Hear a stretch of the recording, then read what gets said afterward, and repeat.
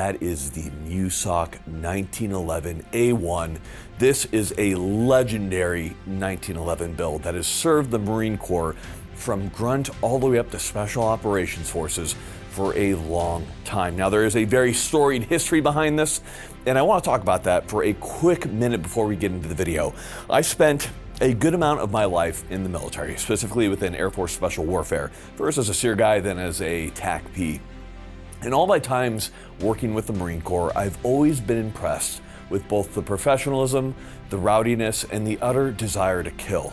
So when you talk about the Mewsock, the thing you have to understand about it is that these were built by specially trained Marines for Marines. And in talking to the actual men who built these, there's a lot of pride because they knew that their very own fellow Marines, their brothers, would be going downrange with these and would rely on these possibly to protect their lives.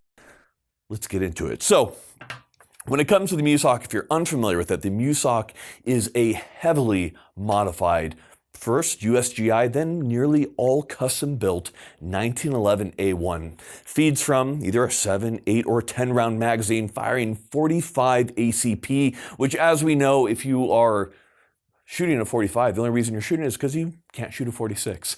So it's just a very well-built gun. And the thing you have to say about the Mewsock is that they call it a near match grade or a combat match grade weapon.